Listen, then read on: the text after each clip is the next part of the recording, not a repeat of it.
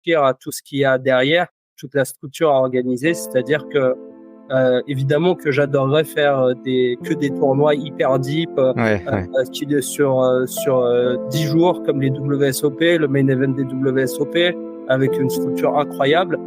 Déjà, est-ce que les joueurs, s'ils jouent, imaginons à 100 €, ils ont envie d'avoir une structure aussi deep que ça? Évidemment que non.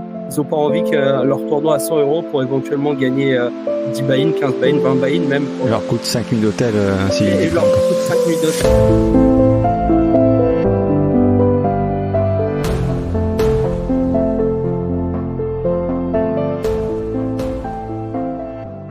Salut Brian.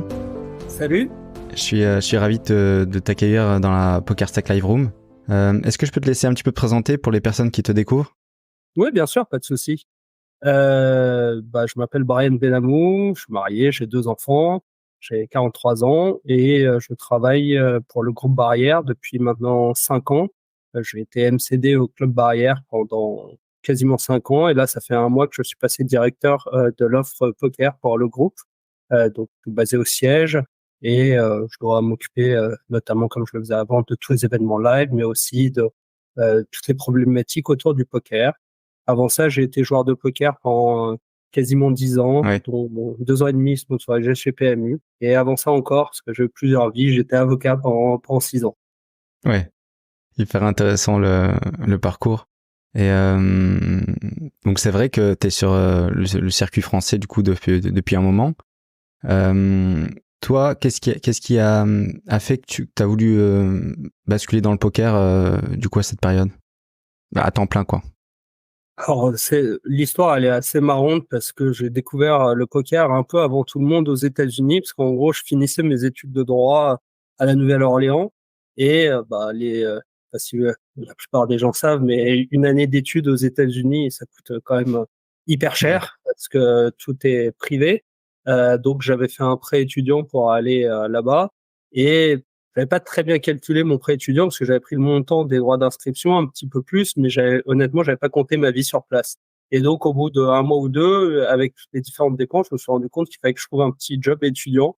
Et je suis tombé sur le WPT, mais le WPT donc américain, pas celui encore qui était pas encore arrivé en France avec Patrick Bruel. On était en 2004 à ce moment-là, 2003-2004. Ah, c'est ça, 2003-2004. Et donc, je me dis bon, il me reste encore un peu d'argent de côté. Je vais sûrement essayer de trouver un boulot de serveur. Mais bon, ça a l'air marrant ce jeu, donc j'ai déposé un petit peu d'argent. Comme un noob, je déposais 50 balles et puis je jouais des 20 et des 30 $. Seulement, j'ai eu la chance dès le premier mois, j'ai shippé un tournoi à 30 $ pour quelque chose comme 2005. Puis le mois d'après, j'en ai shippé un autre pour 3000. Et je me suis dit bon, en fait, plutôt que de chercher un petit boulot étudiant, le week-end et le soir, je vais bosser entre guillemets en essayant de gagner un peu ma vie au poker. Ça s'est honnêtement bien passé. D'ailleurs, à la fin de l'année, je me suis payé mon premier voyage à Vegas. C'est comme ça que j'ai mis le premier pas dans le poker. Et après, je suis rentré en France, j'ai un peu moins joué. Et puis finalement, là, il y a eu la déferlante avec Patrick Bruel et le WPT. Et là, je me suis dit, mais c'est vrai que j'adorais le jeu. En étant avocat, j'avoue que surtout au début, j'avais des journées bien remplies. Je commençais généralement vers 8-9 heures et je finissais rarement avant 22 heures, ce qui laisse quand même pas beaucoup de temps pour faire autre chose. Mais bon, là, je m'y suis un peu remis et puis je me suis dit, mais en fait, pourquoi pas essayer quelques semaines, quelques mois, voilà, de gagner sa vie en faisant ça. Et puis, j'étais parti pour 2-3 mois et puis ça a duré 9 ans. Ouais, c'est quand même fou. Et alors du coup, c'est le côté liberté aussi qui t'a plu là-dedans, vraiment très différent du rythme que t'avais de bureau en étant avocat, quoi. Alors, il n'avait rien à voir. C'est vrai que j'étais aussi un peu déçu de la profession d'avocat. Moi, j'ai le barreau de New York et j'ai le barreau de Paris. J'avais des chasseurs de tête qui m'appelaient toutes les semaines en me disant, j'ai un nouveau pote. Énorme CV, ouais. J'ai été donc 2 fois j'ai fait 2 cabinets différents et à la fin, j'étais à la direction fiscale du LCL. Et là, on m'appelait toutes les semaines et je me suis dit, j'ai pas grand chose à perdre. Au pire, au bout de 2-3 mois, ça marche pas. Et voilà, je pense que j'arriverai à trouver assez facilement. Je voyais que mon profil plaisait professionnellement. Donc je me suis dit essayons. Et c'est vrai que le métier d'avocat, je l'idéalisais un peu sous pas mal de formes, et la réalité était différente de ce que j'avais vu. Et c'est vrai que le poker, à un moment, je me réveillais, je pensais au poker, je me couchais, je pensais au poker, je réfléchissais à des mains Ouais, tu vivais sur mes poker, ouais. post-decks. C'est ça, j'étais à fond. Puis c'était l'époque des forums à mort. Donc, j'allais au début, j'ai commencé sur Club Poker, un peu à lire un peu les analyses de main de tous les joueurs de l'époque qui venaient poster. Il y avait pas mal de partages à ce moment-là sur les D'accord, ouais. forums. Et je suis allé aussi sur 2+2 parce que j'ai l'avantage de bien parler anglais. Et c'est vrai que sur 2+2, tu avais les légendes de l'époque enfin les légendes online en tout cas, Ouais. Je sais même plus les noms, mais vraiment plein de légendes qui venaient poster leurs mains, leurs HH dans des tournois live, online, sur des gros tournois. Et du coup, je passais mes journées à lire ces HH et à essayer de progresser. C'était à l'époque où il n'y avait pas encore trop de vidéos stratégiques, pas encore D'accord, de ouais, ouais. films comme ça. Et donc, c'est comme ça que j'ai beaucoup appris. Ouais, c'est comme ça que la passion t'est venue, quoi. La passion était déjà là, mais c'est là où je me suis rendu compte pour que dès que j'ai 5 minutes, j'ai envie d'aller regarder une main, de Ouais. réfléchir à une main. Et puis, je voyais bien, contrairement à quand j'étais avocat, quand je suis passé à la direction fiscale du LCL, je suis passé sur un rythme qui était quand même plus tranquille en termes de boulot. J'avais plus de vacances, j'avais des RTT. Donc, je suis allé 1 ou 2 fois à Vegas. En plus, enfin, par rapport aux fois où j'étais déjà allé. Et c'est d'ailleurs à Vegas que j'ai pris la décision de passer pro. En gros, j'allais à Vegas avec un petit budget à l'époque, j'avais 5-6 000. Donc, c'était Ah pas ouais. énorme. Puis, j'allais à l'Imperial Palace, qui était un petit hôtel du strip, mais hyper bien situé, mais qui coûtait vraiment rien. Je crois que payer 2 nuits, c'était genre $40 la nuit, Ok. t'offrais la troisième. Ah Et ouais. quand tu prenais 6 nuits, t'offrais la septième. Donc, en gros, tu payais 4 nuits, t'avais 7, Ouais. et t'en avais 7. Et je crois que j'étais resté 3 semaines pour quelque chose comme $450. Alors, évidemment, c'était pas le grand luxe. La chambre, elle puait le tabac froid, c'était un peu Ouais. difficile. Mais bon, j'étais pas là pour dormir. Et donc, je me levais, et j'avais toute une routine qui était que je devais gagner en cash game un peu mes buy-in de tournoi. J'étais, D'accord, ah ouais. Une belle j'étais plus, organisation, ouais. ouais, j'étais plus un joueur de cash à la base. À la base, d'accord. À Ouais. la base, j'étais 100% cash. Hmm. Et en fait, je me disais, si jamais je gagne pas le buy-in de demain, je joue pas ce tournoi-là. Si je le gagne, D'accord. dans ce cas-là, je peux le jouer. Ouais. Et ça m'a permis sur presque tous mes Vegas d'être marginalement gagnant. Et voilà, je crois que sur 10 années à Vegas, où j'ai passé entre 3 semaines et 1 mois et demi, j'ai été perdant 2 fois. 4-5 fois, j'ai été break-even, un peu Ah ouais. au-dessus de break-even, tout frais confondu, hein. Et Hmm. 3 fois, j'ai été bien gagnant. Donc, Ouais. ce qui est pas mal, ce qui est un Ah ouais. véritable avantage. C'est clair. Ouais. Mais bon, pour ça, je me levais généralement pas très tôt. Je me levais vers 10 heures. Mais je jouais des tournois si jamais j'avais réussi à monter l'argent en cash game. Et sinon, j'allais en cash game de 10 heures, 10-11 heures jusqu'à 4-5 heures du matin. Je me faisais des sessions de 15-16 heures, 17 heures. Voilà. Tu préparais ton buy-in, enfin, tu essayais de le gagner la veille, quoi, la nuit. C'est ça, mon buy-in ou mes buy-in. Et Ouais. donc, c'est à Vegas que j'ai pris la décision de devenir pro. J'ai appelé mes parents, j'avais pété un peu les plombs. Ouais. Ah, ils se sont dit, il est dans la folie Ouais, de c'est la ça. ville là-bas et ouais. Après, la manière dont je leur ai présenté, je suis pas sûr que, je pense que tout parent se serait dit ça. Moi, Hmm. je les ai appelés, je leur ai dit, écoutez, je plante mon boulot, je reste à Vegas, finalement, je rentre pas, Ouais. et je deviens pro. Mon père m'a dit, OK, on te soutiendra, mais rentre, fais les choses bien et tu peux pas juste ne pas rentrer. Voilà, on était en plein WSOP. T'avais quel âge à ce moment-là? J'avais 29 ans, je crois. D'accord. J'avais 29 ans. Et il a eu raison, hein, c'était un bon conseil. Et après, j'étais vraiment dans l'euphorie où j'enchaînais un peu les places payées. Alors, Hmm. pas hyper lucratives, mais ça se passait bien en cash game, ça se passait bien en tournoi. Honnêtement, je crois que j'étais venu pareil. Alors, j'avais un peu monté ma role, donc je crois que j'avais plutôt 10K que j'avais alloué à mon budget Vegas cette année-là. D'accord. Et j'étais déjà, au bout de 10 jours, j'étais à 30-40K sans perf majeur et machin, juste du Ouais. grind en Ah, du cash grind, game ouais. des items. Et je me suis dit, en vrai, pourquoi je vais rentrer? J'ai déjà gagné, je gagne 2-3K par jour. C'est idiot. Et Vegas, je crois j'étais venu enfin, genre du 5 au 20 juin. Je me suis dit, il reste encore un mois de Vegas. J'ai envie d'aller jusqu'au bout des WSOP, éventuellement de faire le main et tout ça. Bon, mon père m'a dit, rentre, on en discute. Si jamais c'est ta décision, tu pourras le faire. Mais voilà. Donc Vegas pour moi c'est une saveur un peu particulière. Ouais. Ouais, et alors du coup, le fait de grind comme ça en cash game pour pouvoir s'inscrire en tournoi, est-ce que ça doit rassurer énormément au niveau risque qu'on prend aux tables et en jeu, puisque finalement tu te dis bah je joue parce que j'ai gagné mon accès, non pas par des satellites, mais par du grind. Du coup, je pourrais le refaire et j'ai moins ce stress-là. J'ai l'impression quand je vois des joueurs de cash game, par exemple sur les gros tournois, bah, ne serait-ce qu'à Cannes, hein, WSOP circuit ou à l'EPT. Des joueurs de cash game, t'as l'impression qu'ils sont en vacances, quoi. Ils jouent la MTT, mais ils sont en vacances parce qu'ils savent que à côté, ils ont cette façon de Ouais, travailler. alors ça dépend vraiment comment tu te définis. Et puis c'est vrai que il y a beaucoup de joueurs de cash game qui ont un peu une déférence envers les MTT. C'est l'univers des chatards, ils savent pas Hmm. jouer, ils jouent un peu. Enfin voilà, c'est vrai qu'il y a toujours eu ce combat entre joueurs de MTT et joueurs de cash game. Moi, j'avoue que j'ai toujours vraiment bien aimé les deux. Alors sur la fin, je suis vraiment devenu quasi que MTT. Hmm. Je jouais quasiment plus en cash game. L'avantage, c'est que voilà, moi je savais que la difficulté que j'avais eue aussi pour monter cet argent, pour pouvoir jouer ce tournoi, donc je j'étais pas là pour le spew. Hmm. Il y en a certains et en effet des joueurs de cash game, ils viennent et puis ils grattent un ticket de loto quand ils viennent faire un MTT et puis Hmm. ils se disent de toute façon en cash game, c'est comme ça que je gagne ma vie. Moi, je pense que c'est vrai qu'en MTT, l'excitation d'un deep run en MTT, il y a rien de comparable, je Ouais. pense, dans le poker. C'est vraiment super.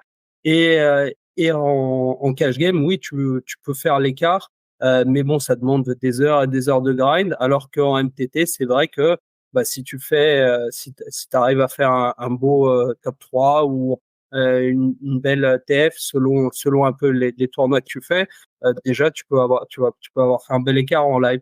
Ouais, ouais. Donc voilà, moi j'avais un peu cette vision entre les deux. Après, le mauvais, le truc qui me désavantageait un peu, mais je m'en foutais, c'est que bah ça induit un peu plus de fatigue forcément Ouais, ouais, bien sûr. quand t'es unique joueur de MTT ou de cash game. Hmm. Voilà, t'as ta petite routine, etc. Moi, c'est-à-dire que je pouvais avoir joué, je sais pas, je m'inscrivais à un tournoi à midi, je bustais à minuit, mais pas item. Et Ouais. ben je me disais ah si le tournoi du lendemain il me plaît, et ben j'allais direct en cash game et je jouais de minuit à 7 heures du match, je dormais 3 heures si jamais j'avais réussi à monter l'argent. Donc, et j'étais un peu fatigué. Mais comme je t'ai dit, j'étais pas là pour dormir quand j'allais à Ouais. Vegas. Ouais.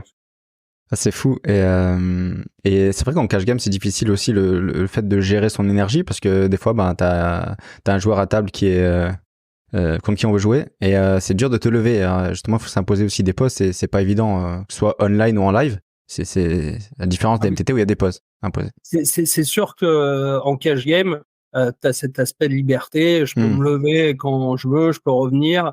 Après, c'est sûr que quand tu as une bonne table, c'est idiot de se lever. Il faut se dire qu'en cash game, parfois, même quand j'avais prévu des longues sessions dans un établissement, moi j'aimais bien jouer au Bellagio à l'époque. Ouais. Quand j'allais jouer au Bellagio, si jamais je tombais sur une bonne table, c'était bien. Si jamais ma table était pas bonne, je demandais à changer de table. Si jamais je voyais qu'il n'y avait pas vraiment de bonne table, j'arrivais pas à avoir un bon site, j'hésitais pas à arrêter ma session Ouais, bien sûr. Ouais. et à aller ou à arrêter ma session en me disant bon bah aujourd'hui ça passe pas ou aller dans un autre casino. En fait, à Ouais. Vegas, l'avantage c'est que c'est pas comme quand t'habites dans un endroit où il y a un casino et il Hmm. y a 3 tables et donc bah si elles sont pas bonnes les tables, soit t'arrêtes de jouer, Ouais, t'es bloqué. soit tu t'as pas l'option d'aller ailleurs. Donc c'est vrai que bah, moi j'aimais bien pouvoir un peu et quand j'en trouvais une bonne en effet de table avec des joueurs qui étaient un peu plus faibles, Exploitable. Ouais. exploitables, bah j'essaie de rester au maximum. Après c'est vrai que sur ces tables-là, il y a quand même plein de joueurs de tout niveau et c'est assez chaleureux comme ambiance. Moi j'aime bien Ouais. l'ambiance de table aux États-Unis. Ouais, bien sûr. Ça a l'air vraiment bien. Et alors du coup, qu'est-ce qui a fait que t'as basculé bah, du côté joueur poker, enfin, t'as basculé du côté de la direction et du floor, quoi. Comment ça s'est passé cette transition? C'est l'opportunité ou? Alors, bah comme je t'ai dit au début, voilà, j'étais vraiment passionné par le jeu. Et puis au bout d'un moment, c'est vrai que le grind, j'avais quand même plus de mal à enchaîner Hmm. plein de sessions d'affilée. Et bah, j'ai eu une petite fille à Ouais. 7 ans, qui maintenant va avoir 8 ans. Hmm.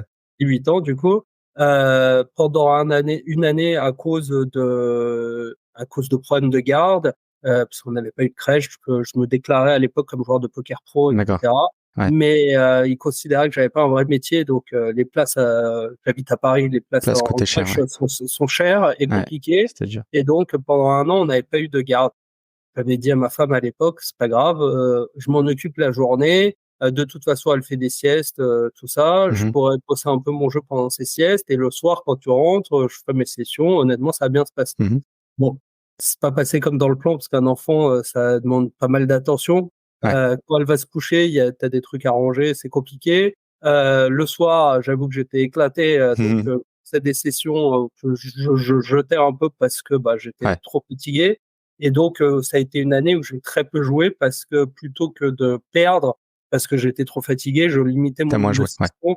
Voilà, je jouais beaucoup moins, je étudiais beaucoup moins le jeu. Et au bout d'un an, je suis revenu et j'ai eu il y a quelques joueurs que je connaissais un peu, des jeunes, que je trouvais bons et que je voyais ils avaient du potentiel l'année d'avant.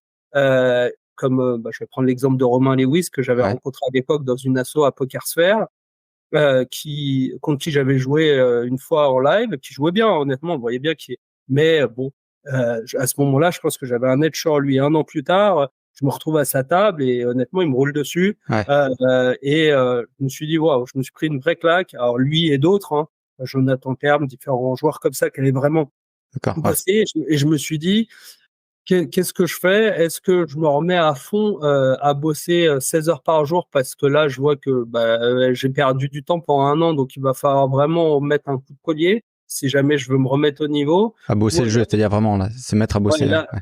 là, se mettre à bosser vraiment, me lever pour son poker, comme j'avais fait au début, en Ouais. fait. Au début, mais je l'avais fait, j'avais pas d'enfant, et c'était plus facile. Là, je me suis dit que ça allait être un peu plus compliqué. Mm. Et puis, je voyais depuis un certain moment que il y avait pas une érosion de la passion pour le jeu, mais en fait, je commençais à de plus en plus apprécier tout ce qui était périphérique au jeu. J'ai un peu coaché 2, 3 joueurs. Ouais. J'ai streamé, honnêtement, j'ai trouvé ça très cool. J'ai commenté Ouais. les EPT aussi. Donc toutes ces activités un peu annexes, vraiment, je m'éclatais à les faire.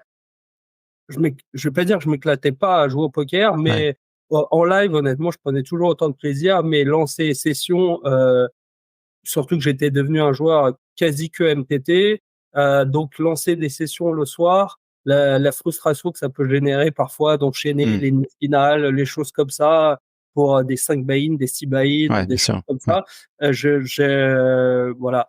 Et les clubs de jeu à Paris ouvraient. Et donc, je me suis dit, pourquoi pas, en fait, ça m'a toujours passionné un peu tout ce côté organisationnel. Ouais, d'accord. Pour la petite histoire avec Erwan à l'époque, Erwan Pêcheux, quand on Mhm. est arrivé Team Pro chez PMU, sur les tournois WPT, ils ont créé un tournoi qui s'appelait le Carte Blanche, une carte blanche des Team Pro. Et D'accord. donc, ils nous ont donné la charge de créer la structure, les payouts, voilà. Et donc, avec Erwan, c'est vrai on Ça a t'a pas mis le mal pied à l'étrier, ouais. mais ça nous a bien mis le pied à l'étrier. Ouais. On a pas mal discuté à ce niveau-là. Qu'est-ce qu'on aimerait en tant que joueur? En fait, souvent, les joueurs, c'est vrai qu'on a tendance à dire le payout est dégueulasse, il aura que cette structure, Mm. machin. Là, on nous disait, vas-y, c'est à vous de le faire. Mm. Faites-nous un tournoi. Alors, les joueurs adoraient, honnêtement. Moi, le premier, je l'ai joué souvent. Et je sais que les organisateurs, c'était un peu plus compliqué. Je comprenais pas pourquoi ils aimaient pas, mais maintenant, de l'autre côté, c'est vrai qu'on a des journées, c'était des journées de 14 heures avec une D'accord. structure Ouais. hyper deep. Donc, pour un organisateur, c'est assez compliqué à gérer en termes de croupier, de Ouais, bien staff. sûr. Ouais. Voilà.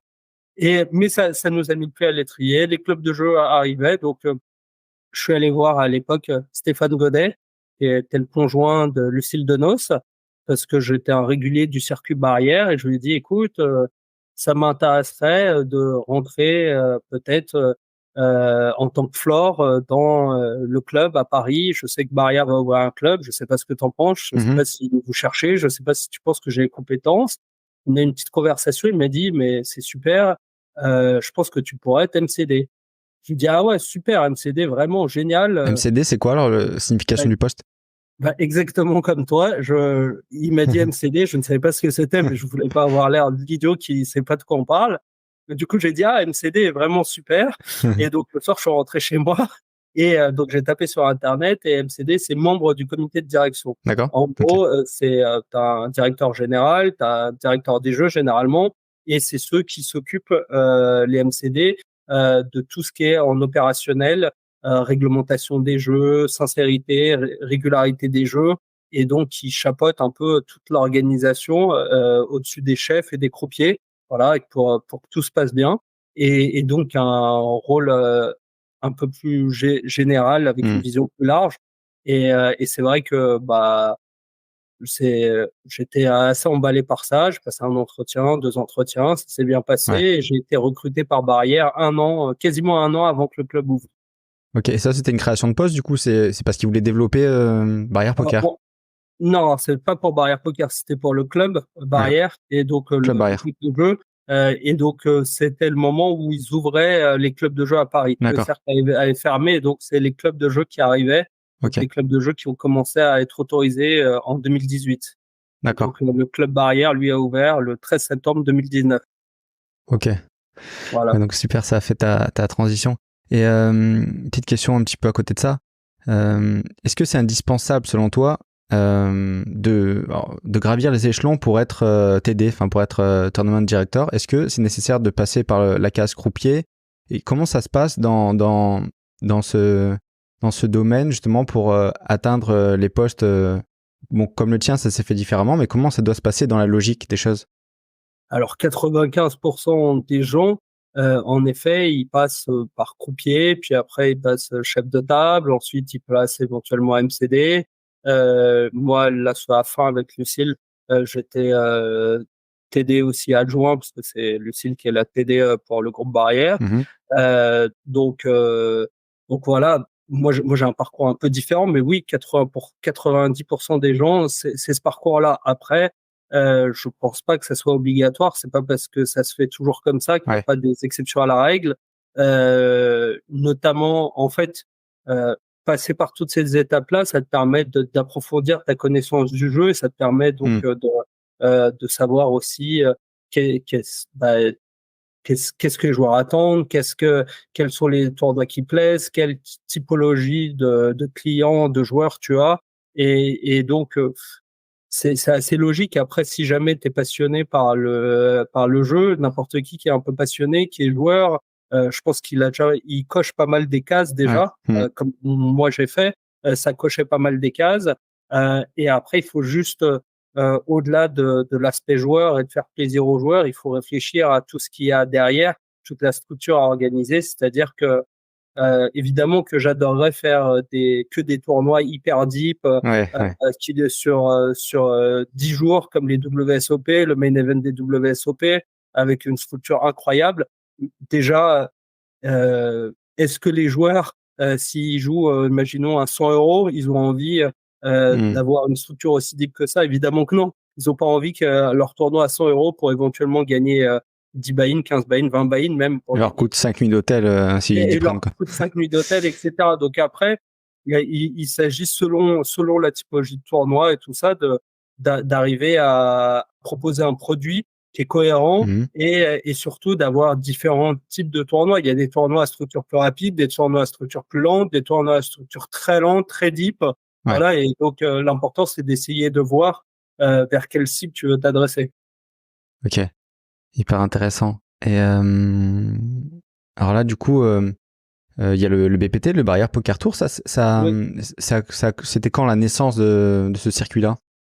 Alors, je veux pas dire de bêtises puisque c'est Lucille qui a créé. Il me semble que ce tournoi-là a été créé en 2004 pour la première fois. C'est un des plus vieux tournois, si ce n'est, je crois, le plus vieux tournoi historique en Ouais, France.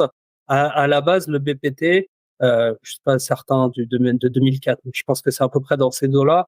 C'est un tournoi qui s'est articulé autour d'une qualification pour le main event des WSOP E qui se passait à l'époque à Cannes, puis à Enghien. ok, Donc, ouais, les WSOPE, c'est donc le main event des WSOP Europe, Europe, ouais. qui maintenant est au Kings Casino. Et donc, pendant 3 ans, le groupe Barrière l'a eu en France. Et voilà, donc c'était un tournoi à 1500 et c'était un peu le même fonctionnement qu'il y a eu après Partouche, etc.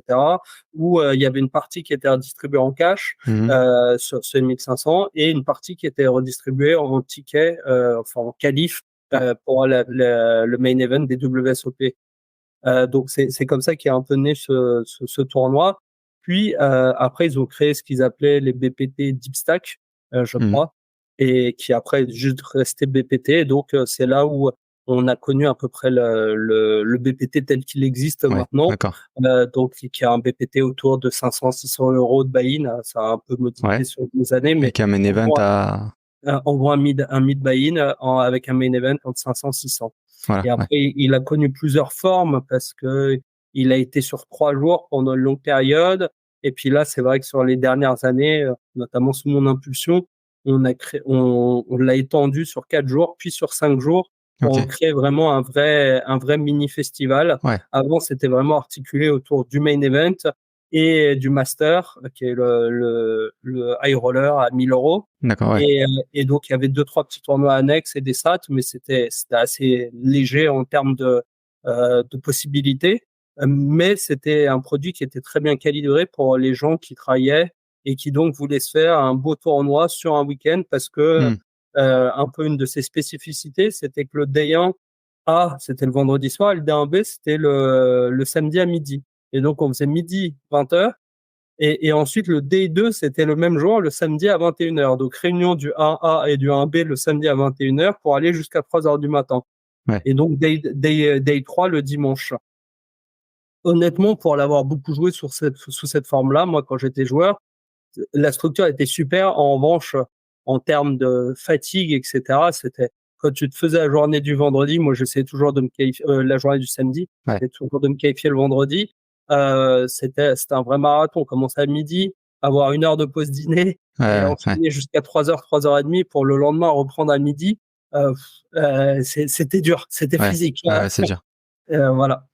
C'est dur parce que on s'en rend pas forcément compte, mais quand t'es assis à une table de poker, c'est vrai que c'est très très éprouvant physiologiquement, quoi. Et enfin effectivement, tu peux te dire je dors quand même et je peux me reposer un petit peu le lendemain, mais ça demande beaucoup beaucoup de temps de repos pour se régénérer, quoi. C'est vraiment un exercice qui est différent. Mais ce que je Et trouve, ouais, surtout, c'est vrai que pour aller dans ce sens-là, le poker, alors il y en a qui arrivent, moi j'ai jamais réussi, mais il y en a peu qui arrivent. Mais quand tu finis un tournoi, même à 3h du mat et que tu es épuisé, hmm, euh, tu t'endors pas en une demi-heure. ouais, C'est impossible déjà le temps de rentrer à l'hôtel ou chez toi, de manger un truc, éventuellement prendre une douche, enfin voilà, vivre sa vie. Mais même là, une fois que tu as fini tout ça, moi j'avoue que et tout le tu monde, et cogites, hein. d'autant plus quand moins t'es expérimenté, plus c'est long. Tu vas cogiter, tu vas réfléchir au coup que tu as joué dans la journée. Ouais, Est-ce que j'ai pas fait une erreur? Comment je vais jouer demain? Est-ce qu'il y a ouais, le pseudo pour demain? Il faut l'analyser, tout ça. Donc, on va dire que tu vas t'endormir, aller si vraiment tu as de la chance, au bout de 2 heures, donc à 5 heures du matin. Si jamais tu reprends le lendemain à midi, 13h, bah, tu vas pas non plus te lever à midi. Donc, très, très rapidement, tu dors 4-5 heures dans la nuit, allez 6 heures. Et c'est vrai que le lendemain, c'est un peu difficile. Et donc, on a décidé de changer un peu tout ça. hmm, Et on est passé maintenant sur des journées qui sont plus courtes et qui sont plus agréables pour tout le monde dans ouais. la nouvelle version du VPT. Et c'est intéressant aussi parce que bah, sur le circuit français, il y a quand même effectivement beaucoup de personnes qui travaillent à côté et qui viennent pour jouer les tournois. Et effectivement, bah, si je prends mon cas, m'inscrire des tournois le lundi, le mardi, c'est pas possible. Par contre, arriver sur le dernier jour d'un day 1 le vendredi, c'est possible, quoi. Ça m'était arrivé, je travaillais pas à ce moment-là, j'avais des dispos, mais j'avais fait un deep run sur un WSOPC à Cannes il y a 2 ans. Quand t'es loin dans le tournoi, ça te pose moins de problèmes, on va dire, de t'organiser. S'il y a beaucoup en haut et te dire, bah, lundi, je prends un repos ou quelque chose, quoi. Bah, Donc, c'est toujours ça qu'il faut arriver à jauger. Et évidemment, quand tu organises un festival et des tournois de poker, les jours les plus intéressants, c'est le samedi et le dimanche hors ouais, jour férié parce que tu sais que normalement, la plupart des gens sont dispo à ce moment-là.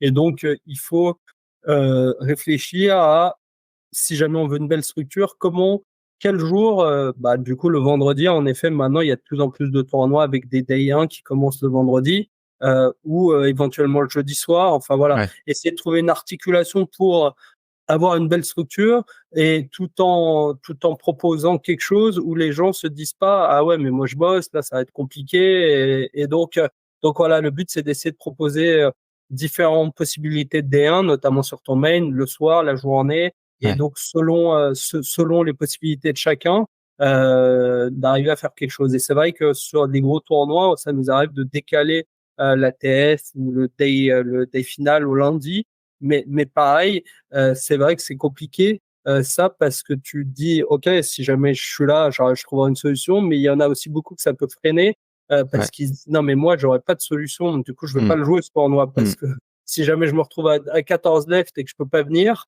ça va être compliqué donc c'est vrai que ça c'est un choix toujours compliqué et d'ailleurs 80% 90% finissent plutôt le dimanche enfin en général finissent le dimanche et Hmm. pas le lundi et parfois, on finit le lundi parce que sur des vraiment belles structures, comme tu as dit, par exemple les WSOPC, c'est quasi impossible de tenir en finissant le dimanche, à moins d'avoir des journées marathon de 15-16 heures. Et j'avoue Ouais. que moi, je Hmm. suis vraiment sur une de mes priorités numéro un depuis que je suis organisateur de tournois, et sûrement parce que je suis un ancien joueur, c'est la player experience, c'est l'expérience joueur. Et donc, pour moi, pour qu'une expérience joueur soit bonne, il faut pas que le tournoi commence trop tôt. Et il faut Hmm. pas qu'ils finissent trop tard pour justement laisser aussi un peu aux joueurs le temps de dormir s'ils veulent, de Hmm. profiter s'ils veulent, si jamais ils viennent en famille, de pouvoir être un peu avec la famille, les potes. Et donc, c'est vrai que moi, j'aime bien ce rythme où je commence rarement les tournois avant 14 heures. Donc, c'est 14 heures. Ça permet de déjeuner et de passer un peu de temps en matinée, selon le rythme de chacun, de faire Ouais. du sport et d'essayer de finir au plus tard vers 3 heures du matin ça te laisse quand même 11 heures de battement entre Ouais. la fin du tournoi et le début le lendemain. Ouais, ça te laisse le temps de te reposer quand même et de faire des choses à côté. C'est ça.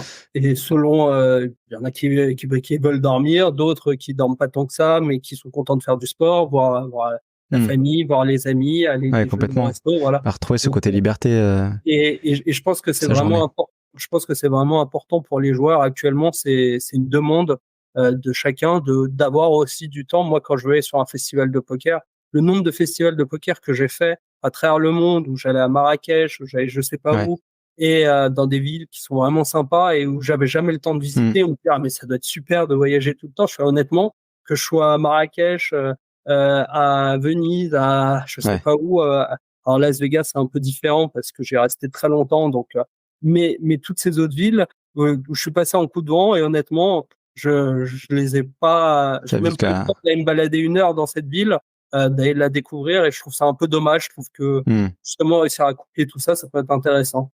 Ouais, c'est ce qu'on s'est rendu compte un petit peu quand on allait à Marrakech. Il y a pas mal de personnes qui ont pas le temps parce qu'ils sont dans le festival et si ça se passe bien, et bah, ils ont pas trop le temps de visiter à côté. Mais ouais, c'est un peu dommage dans le sens où être joueur de poker et faire le circuit des événements à l'étranger en déplacement, c'est ce qui est beau dans ce côté liberté, effectivement, de passer 2 heures en ville et c'est pas grand chose, mais te dire que je peux le faire, c'est quand même allier l'utile à l'agréable et C'est c'est vrai que ça. c'est dommage de pas pouvoir le faire. Après, des endroits où tu vas un peu moins le faire. Jonathan Pastore disait par exemple qu'à Rosvadov, Oui, à il y a que le Rosvadov. casino et rien à côté, donc il y a des endroits où Je tu peux pas. je suis jamais Mais allé à Rosvadov, mais c'est ce que tout le ouais. monde dit. Après, voilà, il y a des destinations comme ça qui sont un peu différentes, mais je suis allé en Hmm. Crète, notamment, et la plage a été magnifique de l'hôtel et j'ai réussi à y aller une fois en 10 jours. Enfin, c'est une cata enfin, je sais pas si c'est une cata, mais c'est dommage en tout cas d'avoir Ouais. une plage magnifique juste au pied de l'hôtel qui te tend les bras, mais quand le rythme des tournois est tellement soutenu et ben il y a un moment où entre aller se lever plus tôt pour aller à la plage ou dormir 2 heures de plus parce qu'on Ouais. commence à être Hmm. fatigué, le Tu choix il est dors. vite fait. Et c'est vrai que moi je pense que c'est intéressant de pouvoir proposer un peu autre chose aux joueurs et voilà un autre moyen de jouer au poker, une autre façon de jouer au poker. Ouais. Et donc c'est vers ça que je veux un peu je veux aller parce que euh, et en plus c'est assez naturel parce qu'on voit qu'il y a l'âge moyen a peut-être un peu augmenté et on Mhm. voit aussi de plus en plus de personnes. Alors c'est peut-être puisque je suis dans ce cas de figure-là, mais qui viennent en famille avec leurs enfants. Ouais. Et donc, bah, quand tu as des enfants, oui, bah, tu es content de pouvoir t'occuper d'eux 1 heure ou 2 heures avant d'aller jouer. Et donc, bah, voilà, tout le but de cette expérience, c'est qu'on ait encore assez de temps à côté et que tout le monde passe aussi un bon moment. Ouais. D'organiser tout ça autour de sa passion.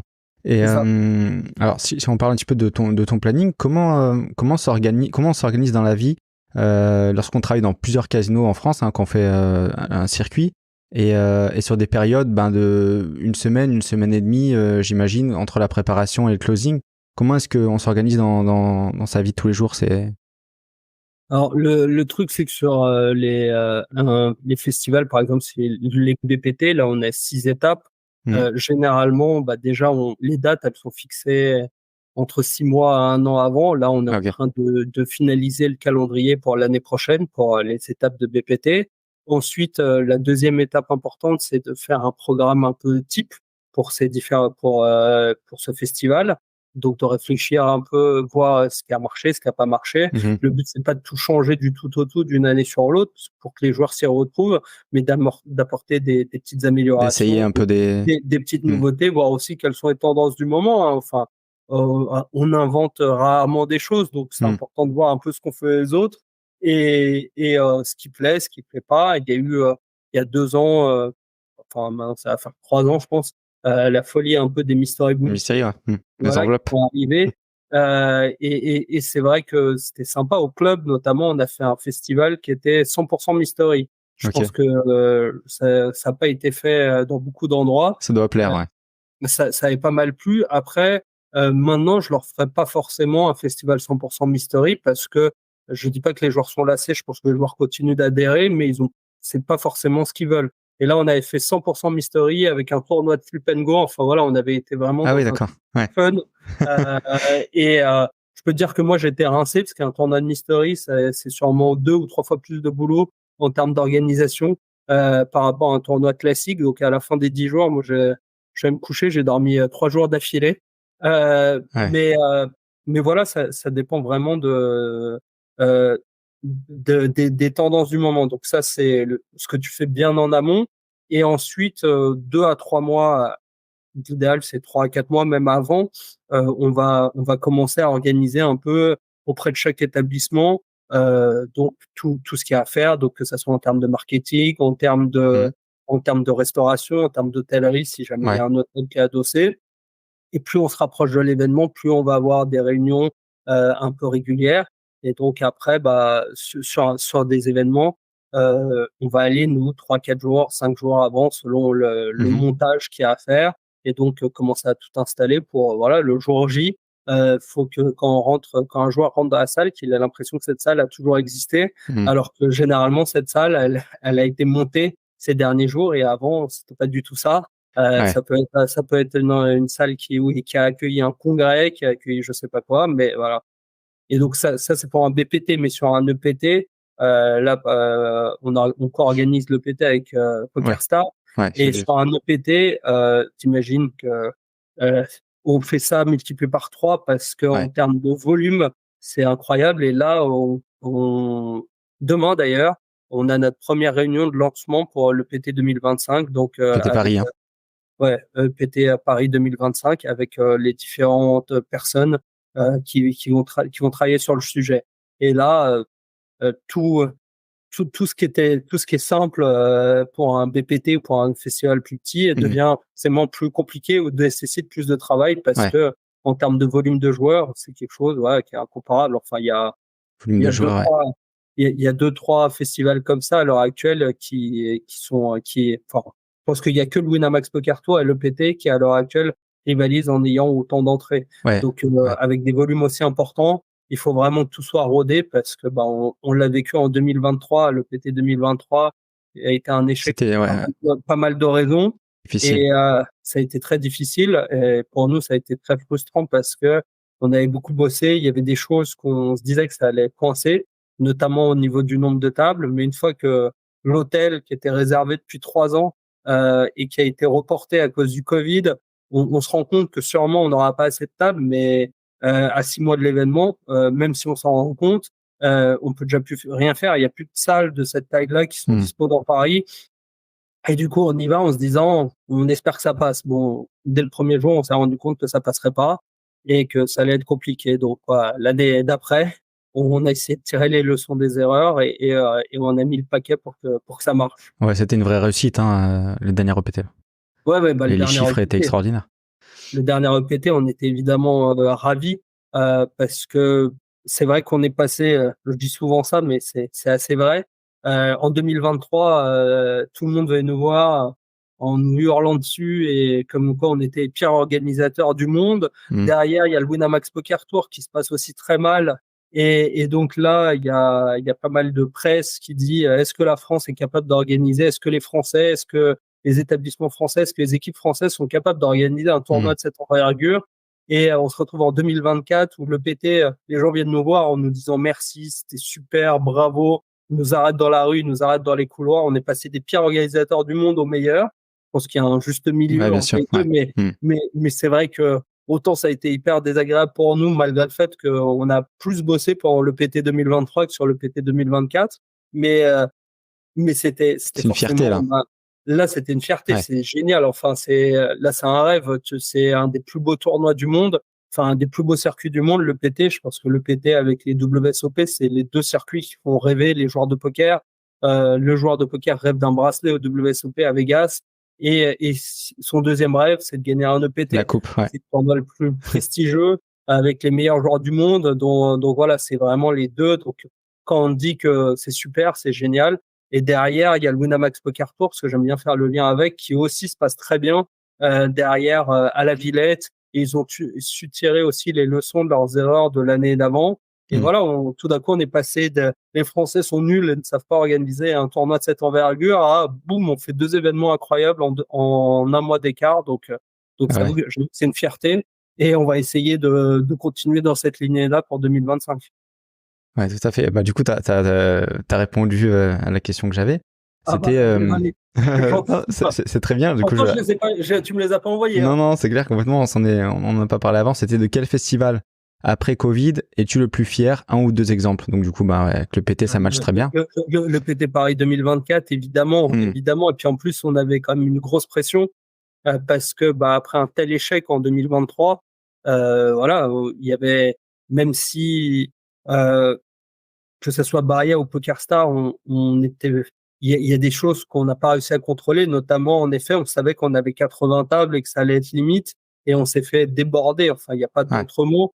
Pendant toute la période FPS, c'était une folie. Quand t'es aux inscriptions et que les gens ils viennent te voir et tu leur dis non, mais maintenant vous êtes sur liste d'attente, mais je suis sur liste d'attente pour le tournoi de demain. Ouais, vous êtes sur la liste d'attente, mais vous l'avez ouvert quand? Il y a 2 heures, mais c'est déjà full. Ouais, Sachant que ça fait 3 heures. Il me dit, mais ça fait 3 heures que je fais la queue. C'est pas possible. Et après, tu dis aux gens, non, mais c'est fermé. Le tournoi, il est fermé. Mais mettez-moi sur la liste d'attente. Non, mais il y a déjà sur la liste d'attente, mais les listes d'attente sont pleines. C'est fermé. Horrible. C'est horrible comme sensation. Et les gens se battent comme on se croit à un concert de Taylor Swift où les gens se battent pour venir faire un tournoi de poker. Enfin, c'était vraiment une sensation horrible.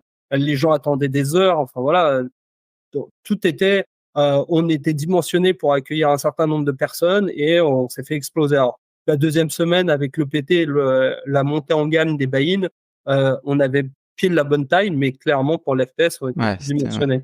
Donc en effet, 2024, voilà, bah c'était génial. Et c'est vrai que pour moi, le plus important en tant qu'organisateur, enfin le plus important, une des choses les plus importantes, c'est tout le parcours client qu'il y a avant qu'un joueur s'assoie à table.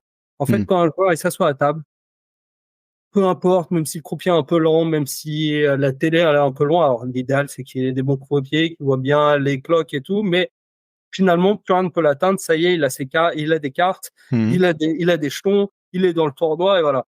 Toute la frustration elle est avant, c'est-à-dire si jamais tu vas au contrôle d'identité à la VDI, que là t'attends déjà 1 heure, puis la création de cartes t'attends 1 heure, puis ensuite pour s'inscrire à un tournoi, tout ce parcours-là, s'il est fluide, généralement ça va bien se passer. Le joueur est pas frustré, tu peux attendre 5-10 minutes, oui, il y a pas de souci, c'est normal, on sait que sur des grands événements, mais si tu commences à attendre un quart d'heure, 20 minutes, une demi-heure, au fur et à mesure, commence à monter, puis les joueurs, ils arrivent tous, le tournoi commence à 13h, ils arrivent tous à 13h en Ah espérant ouais, bien jouer sûr. à 13h05. Mmh. Donc, ils arrivent tous en même temps. Mais voilà, on a beau dire, essayez de vous inscrire en avance, venez un peu en avance, tout ça. Un joueur est un joueur et j'étais pareil. Voilà, moi, quand j'arrivais même à 14h parce que je jouais late reg, mais j'avais prévu de late reg Mmh. d'arriver à 14h et d'être à table à 14h15, pas d'arriver à 14h et d'être en table à 17h Ouais, quand ouais. les blues, elles vont grave monter.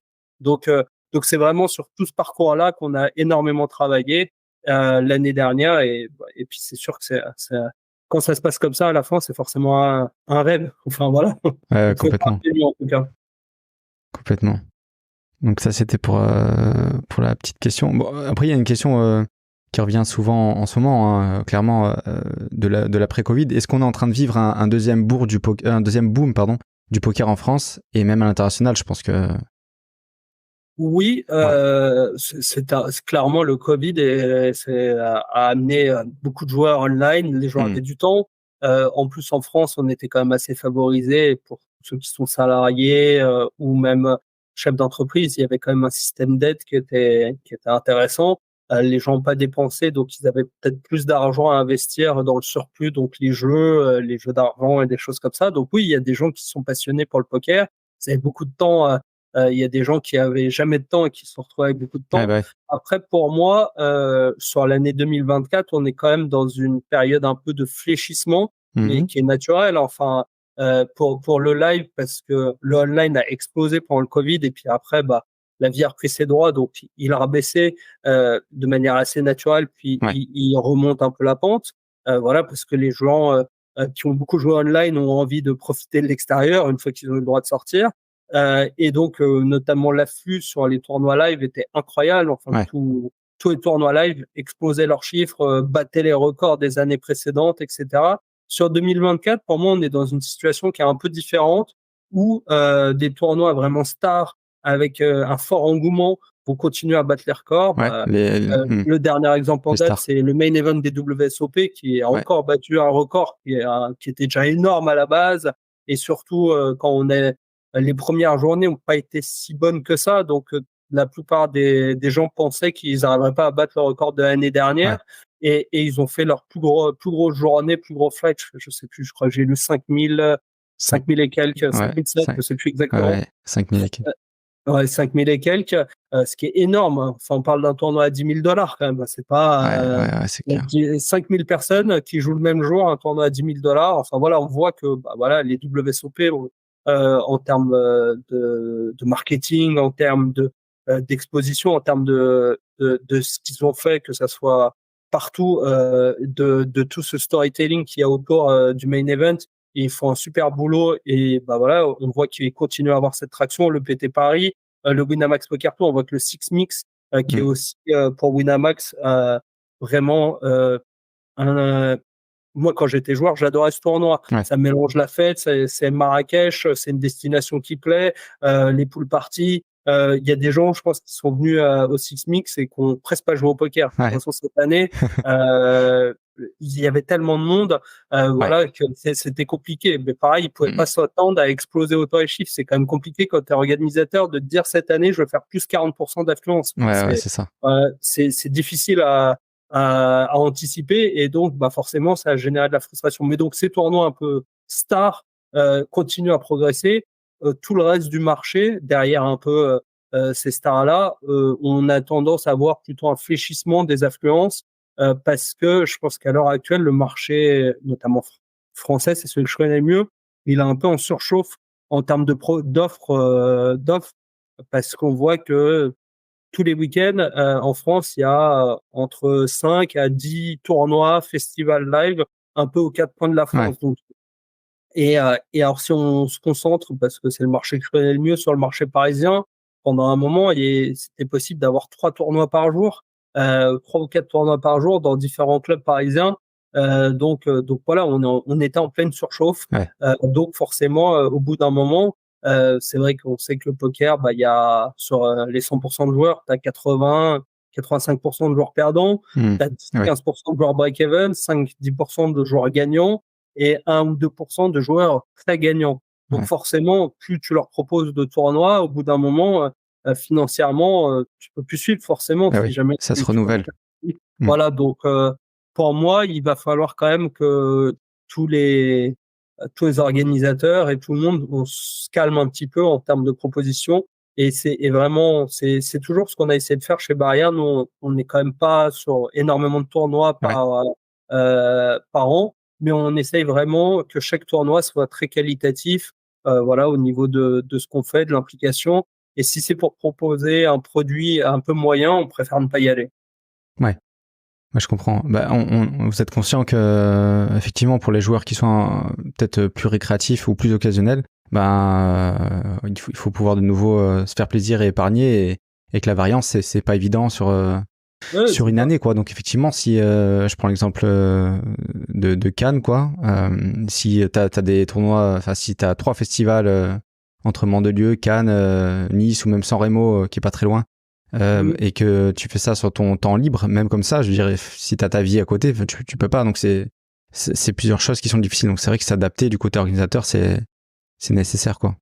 Ouais, c'est ça. Et c'est aussi essayer vraiment de continuer à proposer des événements vraiment qualitatifs, bien organisés, qui ont un joli pouvoir de traction. En Mm. effet, que ça soit les WSOPC, qui ont une super marque derrière eux, Ouais. ou même des festivals plus homemade, mais un peu plus créatifs. C'est vrai que moi, je m'intéresse beaucoup à ce que font chacun des organisateurs, et je trouve que ce qu'a fait Fivebet, notamment avec son Kill Tilt Poker Mhm. Festival, c'était C'est intéressant, intéressant, ouais. c'était jeune, c'était dynamique. Voilà, je trouve que c'est dans ce sens-là qu'il faut aller quand tu proposes un produit nouveau. Il y a eu pas mal de personnes qui ont franchi les portes d'un casino, qui ont joué en live pour la première fois de leur vie. Et je trouve ça super. Ça veut dire que le produit qu'ils ont proposé a atteint sa cible, Mm. et c'est quelque chose qui change un peu de ce qu'on a d'habitude. Donc voilà, moi je pense que c'est dans cette direction-là qu'il faut aller, et pas juste proposer une multiplication de tournois tout le temps, sans qu'il y ait un projet derrière, sans qu'il y ait une idée derrière. Ouais, complètement. Et comment tu vois justement le poker live dans 5 ans? Alors 5 ans, c'est généralement on donne des échéances à 10 ans, c'est un peu plus long. 5 ans, c'est assez proche. Comment est-ce que tu le vois dans 5 ans? Alors, 5 ans, c'est assez proche, en Mm. effet, par rapport à plein d'échéances de la vie. Mais après, dans l'univers du poker, 5 ans, c'est un peu, c'est une, je sais pas, c'est une montagne. Ouais, J'aime bien souvent comparer ça parce que c'est une de mes autres passions, un peu le trading et l'investissement. ouais, Les cryptos, par exemple, 5 ans, tous les 4 ans, il y a ce qu'on appelle le halving. Et donc, si on compare, parce que le poker est presque né en même temps que les cryptos, 5 ans, c'est vraiment difficile pour moi de dire ce qui va être dans 5 ans, comme c'est difficile pour moi de dire comment, où on en sera dans les cryptos dans ouais. 5 ans. Mais bon, si je me concentre sur le poker, euh, je pense que il y a eu une deuxième phase d'accélération avec un renouvellement un peu des joueurs, et c'était nécessaire parce que il y avait quand même pas mal de joueurs qui étaient un peu plutôt de mon profil, c'est-à-dire ceux de la première génération. Mm. Enfin, je suis plutôt même de la deuxième génération, mais je suis de la première grosse vague, après tous ceux qui jouaient un peu dans les salles obscures, dans les anciens cercles de jeu, et qu'on connu un peu l'arrivée des joueurs online, Ouais. qui nous regardaient un peu genre, ah ouais, toi t'es un joueur d'internet, Les petits jeunes d'Internet. des petits jeunes d'internet avec un certain dédain. Voilà, je pense qu'il fallait aussi renouveler une partie de ça. Donc c'est sûr que les 18 34 ans, je pense qu'il y en a pas mal qui se sont mis au poker, notamment au travers du Covid. Et Mm. donc faut voir dans le temps comment ça va perdurer. Mais pour moi, si jamais on continue à innover et à proposer des choses intéressantes pour les joueurs, je pense que c'est un marché qui peut continuer à progresser, pas à un rythme aussi soutenu que des progressions à 20% par an Mm. comme ça peut être au début, parce qu'on est sur un marché plus mature. Mais je pense que d'ici 5 ans, le poker online sera toujours là, bien là. Peut-être qu'il y aura des nouveaux produits aussi en ligne, et de toute façon, les gens, euh, on avance vers une digitalisation de plus en plus de l'offre. Et on voit d'ailleurs même que sur le online, moi quand j'étais joueur, quand l'Expresso est arrivé, Ouais. Putain, c'est quoi ce truc? C'est une innovation qui est incroyable, mais maintenant, surtout, ce qui me fait marrer, c'est que les Expresso, Spin and Go, peu importe, Mhm. selon les marques, les twisters, c'est vrai que maintenant, ça représente 2 tiers de l'offre online. Mhm. Donc, 2 tiers des gens qui se connectent jouent à ça, alors que moi, quand j'étais joueur, clairement, le marché était partagé entre le cash game et les MTT. C'était l'époque où les sit and go, c'était vraiment le truc has-been. Et j'avoue que ça aussi, c'était un coup de génie de Guignol, de Winamax et des gens qui ont bossé avec lui, parce qu'à l'heure actuelle, c'est ça qui porte le marché des jeux en ligne. Et donc, Ouais. on voit que, moi, je vois des gens, c'est incroyable, qui sont sur leur téléphone, qui ont 60 ans, ils sont sur leur téléphone, mais dans le métro, et je les vois en train de faire un expresso. Un spin, Et ouais. je me dis, wow, quand même, cette invention, c'est super. Et c'est vrai que c'est un petit côté machine à sous. On est quand même plus proche de l'univers du casino Ouais. que de l'univers du poker. Moi, j'avoue que c'est évidemment pas mon produit préféré, parce que j'ai jamais développé les skills pour les jouer, et ce côté aléatoire me plaît pas. Mais je comprends que ça plaise au plus grand nombre. Tu as envie de jouer rapidement sur ton téléphone. Ouais. C'est beaucoup plus facile de lancer un expresso que de se faire un MTT sur son téléphone où tu sais pas pour combien de temps t'en as, ou même une partie de cash game où Ouais, c'est clair. forcément ça va être beaucoup moins pratique. Mhm. Et c'est une question qui a été abordée quelques fois. Est-ce que tu penses qu'on y viendra justement en live à des structures, enfin à des tournois en spin? Alors est-ce que ça va être des tournois comme des tridents ou comme des ouais, enfin des tridents avec une structure quand même un peu deep au départ, ou est-ce que on pourrait arriver vraiment à du spin en faisant des classements, quoi? Je veux dire, le gars il fait son volume, quoi, il s'inscrit, il y a des croupiers qui sont dispo et ça deal comme ça. Est-ce que ce serait une possibilité d'arriver à ça un jour malgré la complexité d'organisation et la rotation des croupiers justement? En fait, on y a forcément tous un peu réfléchi, et même comment faire ou un tournoi ou du cash game. Après, pour que ça soit intéressant, faut qu'il y ait du volume, parce que faut qu'il y ait une sorte d'aléatoire, et faut qu'il y ait un top price qui soit intéressant. Euh, la- c'est là où il y a la limite du live par rapport au online, et notamment sur l'aléatoire du prix. Hmm. Euh, Peut-être que quelqu'un arrivera à trouver la solution à ce problème-là, mais je trouve que le live est absolument pas adapté, ou en tout cas, moi, à titre personnel, j'ai pas réussi à trouver une Hmm. adaptation qui me semble convaincante pour faire des spins en live. Donc, je suis pas convaincu. Hmm. Et en plus, les joueurs, quand ils jouent sur leur téléphone ou qu'ils jouent de la maison, ils ont envie de sessions de jeu rapides, courtes. Ils ont 5, 10, 15 minutes à une demi-heure. Et donc, pour la plupart, c'est facile, on lance un spin and go. Quand tu fais la démarche d'aller dans un établissement de jeu en live, une fois que tu as fait le transport, une fois que tu as fait tout ça, justement, t'as pas envie que ça dure 10 minutes. Et Ouais. donc, conceptuellement, il y a des choses qui s'opposent, qui m'ont l'air trop compliquées à l'heure actuelle pour Hmm. que vraiment ça fasse. Mais après, je dis ça, et je serais très curieux que quelqu'un justement essaye de proposer quelque chose de différent. Alors, je pense que c'est un peu dans cette optique-là qu'à l'époque les WSOP avaient proposé le tournoi de Flip and Go. Alors, Ouais. on n'est pas sur un spin, mais c'est vrai que de faire un flash en live, c'est quelque chose qui a toujours existé, les flashs en live.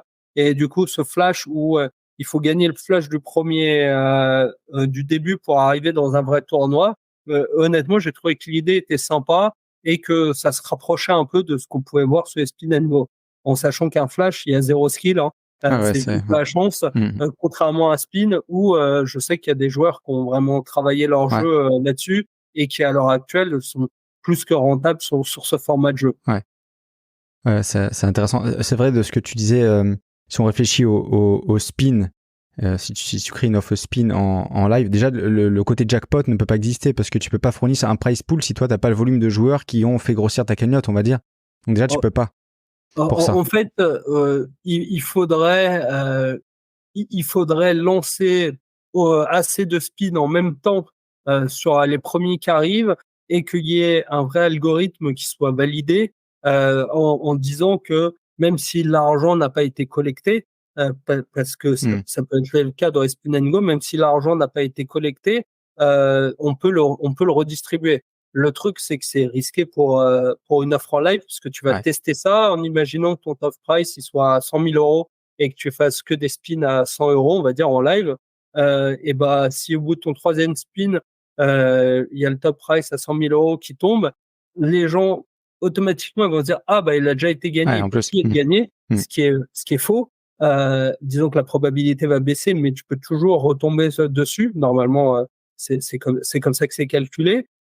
Mais les gens vont forcément se dire, donc tu vas avoir une baisse de ta fréquentation, et donc si ça se trouve, tu vas jamais arriver à un seuil de rentabilité qui est intéressant. Du coup, tu vas courir derrière ça, voilà. Et c'est vrai qu'en termes de staff, il y a quand même beaucoup de mise en place pour donner les jetons, tout ça, installer les joueurs pour des parties qui vont être très rapides. Du coup, c'est avec online, c'est 3 clics et tout est automatisé. Donc c'est quand même plus facile. Alors que là, va y avoir un floor qui va t'installer, qui va te dire d'aller là. Le croupier qui va te donner les jetons, tu vas vérifier ton stack, tout ça. Ouais. La cloque, elle est bien mise pour les blindes. Enfin, tout ce petit travail qui est fait par un humain te coûte quand tu as un casino. Et c'est vrai que si c'est pour une partie qui est aussi rapide que ça, je pense que le plaisir, Hmm. je suis pas sûr qu'il soit au rendez-vous même pour les joueurs. Bah, en plus de ça, si c'est des réguliers, des réguliers du format, ils vont pas vouloir venir pour se battre entre règles, c'est pas le but. C'est ça. Et voilà. Hmm. Autant jouer online. Ah ouais. Et voilà. Et est-ce que tu peux nous parler du coup de ton nouveau poste, ton poste actuel, qui Oui, est différent de celui quand on s'est croisé à Cannes?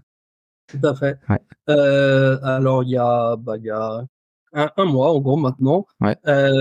j'ai été nommé directeur de l'offre poker donc pour le groupe. Donc en gros, ça regroupe un peu les activités que je faisais déjà, c'est-à-dire Mhm. de superviser tout ce qui est la gestion des tournois live en partenariat avec Lucille Denos, et donc organiser tous ces événements live. L'idée, c'est vraiment de d'assister aussi tous les casinos lorsqu'ils veulent proposer du poker, parce que c'est vrai que euh, actuellement, dans la plupart des établissements, je parle de barrières, mais je parle des Ouais. établissements de manière générale, c'est vrai que le poker, c'est souvent un peu compliqué pour eux à organiser, pas tellement parce qu'ils n'en ont pas la volonté, mais plutôt parce que, contrairement à des jeux traditionnels où les règles, c'est soit noir, soit blanc, il y a beaucoup de zones grises Mhm. au poker, notamment dans l'interprétation des règles. Et donc, c'est venir assister un peu les gens en opérationnel qui ont envie de développer leur off poker, mais qui hésitent à y aller parce qu'ils ont peur de mal faire. Ils Ouais. connaissent pas bien les joueurs de poker. C'est vrai que le joueur de poker, contrairement aux autres joueurs, c'est une typologie de joueur qui a pas mal de codes, qui parle un langage que les organisateurs, les Mhm. joueurs de casino comprennent pas, Ouais. avec beaucoup d'anglicismes, de choses comme ça. Et du coup, Ouais, souvent, bien sûr. l'image est pas forcément positive du côté des casinotiers et ils ont peur que d'attirer une clientèle qui est pas qui correspond Qui pas est différente à l'établissement, quoi. voilà, qui est différente de Mhm. l'établissement. Et à chaque fois qu'ils se lancent, et s'ils sont un peu accompagnés, finalement, ils se rendent compte que ça amène pas une clientèle que de voyous ou Mhm. et que ça amène une clientèle nouvelle. Moi, quand j'étais joueur pro, j'ai rencontré dans les meilleurs joueurs du monde avec qui j'ai pu discuter ou les meilleurs joueurs français, c'est des gens qui sont joueurs de poker, mais ils auraient pu être chefs d'entreprise, ils Ouais. auraient pu être, ils ont pour la plupart tous fait des hautes études. J'ai eu des conversations hyper intéressantes avec plein de joueurs de poker parce que c'est des gens qui sont très intelligents, qui ont décidé de se consacrer au poker. Mais si ça se trouve, ils se seraient consacrés à un Mhm. autre corps de métier, ils auraient aussi excellé. Et donc, de toute façon, pour être un excellent joueur de poker, il n'y a pas de secret. Il faut beaucoup travailler et tout ça. Ouais, bien sûr. Donc on n'attire pas forcément qu'une mauvaise clientèle. Et donc, le but, c'est aussi de les accompagner dans leur démarche, de les aider dans comment faire, comment les règles, l'application des règles, etc. Donc former les équipes. Et puis après aussi, dans mon rôle de directeur de l'offre poker, Mhm. le but c'est aussi de voir éventuellement comment on pourrait développer une offre en ligne en tant Ok. que barrière. Donc voilà, ça c'est un autre pan de mon activité qui est assez nouvelle pour moi. Ok. Mais vu que je me suis toujours passionné pour ça, c'est vrai que ça fait sens, voilà, de réfléchir à ça. C'est intéressant, t'auras fait le circuit entier parce que t'as commencé le poker live et aussi online, quoi. Ensuite, t'as streamé, t'as été chez PMU, t'es passé vraiment dans le dur, quoi, dans le poker de casino, et là, tu vas recréer une offre plus sur Voilà, online. bah, c'est vrai que moi je trouve ça marrant parce que j'ai commencé 100% online et pour le coup à l'époque ma room où je jouais le plus c'était PokerStar Ouais. et c'était l'époque où il y avait les statuts Supernova, Supernova Elite. Je suis pas sûr que tu connaisses Non, parce non. que ça a bien changé depuis, mais c'était des statuts alors Supernova je crois que c'était 30% de rakeback et Supernova Elite t'avais 60-65% Ah ouais. de rakeback. C'était un truc c'était sur le .com, hein, c'était avant que le .fr D'accord. Ok. arrive. Et du coup, moi, quand j'ai commencé à me lancer pro, je m'étais dit que j'allais essayer d'être Supernova Elite. Donc, en termes de volume, c'était incroyable. Alors, j'ai abandonné au bout de 3 mois parce que pour ça, je jouais 24 tables, entre 18 et 24 tables, 12 heures par jour, Cash game, du coup, hein. au cash game, en NL 100, NL Ouais. 200. Voilà. Donc, autant te dire que sur la fin, mes décisions étaient pas très bonnes et qu'à la fin, j'avais beaucoup perdu en termes de rentabilité aux tables et que j'étais devenu un rackbacker pro. Donc, je me suis dit, en fait, le but, c'était pas ça, c'était plutôt que le rackback vienne compléter Ouais. ce que je gagnais aux tables, mais pas que le rackback compense ce que je perds parce que je joue trop de tables. Et, et en tout cas, voilà, j'ai pu aller explorer beaucoup de choses sur différentes offres à l'époque. Et c'est vrai que me mettre de l'autre côté et voir ce que je peux proposer, essayer de proposer un produit qui pourrait plaire aux joueurs, Ouais. je trouve que c'est un défi Ça te qui est super challenge bien, ouais. ouais, qui est super intéressant. Ok. Cool. Et dernière question pour terminer, qu'est-ce qu'on peut souhaiter au Brian dans 5 ans? Toujours 5 ans, hein, c'est le. Ça, C'est c'est dans quoi? 5 ans. Je sais pas. Pour le coup, pour être honnête, je suis assez comblé. J'ai 2 enfants. Pour moi, c'est vraiment. Je me suis marié aussi il y a 5 ans avec ma femme. Ouais. Je suis très heureux avec elle et je suis heureux avec mes enfants. Je suis heureux dans mon boulot. Donc, bah, je vais dire que ça continue comme ça parce que voilà, à l'heure actuelle, j'ai pas de choses où j'ai une frustration et où je me dis j'ai absolument envie que ça se passe. J'ai envie qu'en tout cas, ce que travailler dans le poker et travailler dans un métier qui te passionne, déjà, c'est Ouais. une chance incroyable. Et ça fait 15 ans quand j'ai été joueur, maintenant que je suis organisateur, que j'ai la chance de pouvoir le faire. Donc ça, bah, j'ai envie que ça continue parce que je me rends compte que autant maintenant je joue plus. Alors, j'ai réouvert un compte il y a pas si longtemps, mais tous mes comptes online avaient été fermés. Ouais. Voilà, donc pour inactivité. Mhm. Mais malgré ça, je reste passionné par le jeu et je reste passionné par tout ce qui l'entoure. Donc, bah, tout simplement que ça continue comme ça et voilà. Et puis que on organise un bon EPT 2025 Voilà, et ouais. continue à être des très bons organisateurs et pas qu'on repasse sur la version EPT 2023. Et battre les chiffres de l'année précédente. Les chiffres, évidemment, on a toujours envie. Après, je préfère ne pas battre les chiffres de fréquentation et que l'expérience globale des joueurs soit encore. Si on me dit, ouais, c'était incroyable, C'est c'était encore mieux super, que c'est encore 2024. mieux. Voilà, c'est encore mieux de ça plutôt que de battre les chiffres et que les gens me disent, ouais, bravo, vous avez battu les chiffres. En revanche, ça c'était de la merde, ça c'était nul. Vos structures, elles sont dégueulasses. Ouais, ouais. Machin, la restauration, c'était immonde, rien n'allait. Mais oui, bon, bah bravo, t'as battu tes chiffres de l'année dernière. En revanche, il n'y a rien qui va. Donc, sûrement que l'année d'après, tu les battras pas. Ouais, oui. C'est pas le but, c'est pas ce qu'on cherche. C'est ça. Et, C'est ça. et voilà, donc bon, écoute, on va clôturer. Je pense qu'on. Merci beaucoup Je pour t'en cette prie. interview. Merci de m'avoir invité aussi, parce que bah, ça fait plaisir. Ça faisait longtemps que je m'étais pas prêté à cet Ouais, exercice. ouais, c'est vrai. Bah, j'ai reçu Loïc Zans qui est quand même proche de toi. Il m'a dit tu Ouais. vas recevoir Brian, c'est super. Il connaît très très bien le poker, l'industrie et tout, donc c'est vraiment bien. Et nous, on a commencé à faire des podcasts avec les joueurs de poker, les joueurs pros. Et c'est vrai que bah, tu es le deuxième invité du côté, du côté industrie. Et je suis ravi de t'accueillir. Hein. On avait discuté à Cannes. Ouais, bah, on et voilà. on a bien discuté. Donc, Ouais. en tout cas, ça fait plaisir. Et puis, c'est vrai qu'avec Loïc, j'ai fait quelques interviews avec lui. Donc, Ouais. on est devenus assez proches suite à ça. Donc, voilà. Et oui, bah, j'ai révisé d'ailleurs. Hein. Je suis allé retrouver des Ouais. interviews dans le carré d'il y a Ouais. quelques temps pour me dire, ok, oui, d'accord, ça avait parlé de ces sujets et c'était assez marrant. Ouais, Bon, bah, c'est de voir cool. En ça. tout cas, Et merci. puis, Merci pour l'invitation. je t'en prie. Puis je te donne rendez-vous du coup à Cannes pour le BPT. Ça sera en septembre, je crois. Hein, tu m'as dit. C'est ça. C'est du 18 au 22 septembre. Donc, il y aura le BPT à Cannes. Et ensuite, on finira l'année avec le BPT Deauville, qui est à cheval sur le dernier week-end, octobre-novembre. Je crois que c'est le 30 octobre jusqu'au 3 novembre de Ok. tête. Bon bah super, ce sera peut-être un peu short, mais c'est plus ou moins les dates à laquelle sortira notre application mobile, donc Ah, ok. j'espère, ça serait bien. Bien avec Et plaisir de puis nous la voilà. présenter et la présenter aux joueurs. Ouais. Et On ben espère qu'il y aura du monde. yes, bah avec plaisir. Et je te remercie Brian et je te souhaite une bonne journée. À bientôt. Merci beaucoup. Salut. Salut, ciao ciao. Ciao.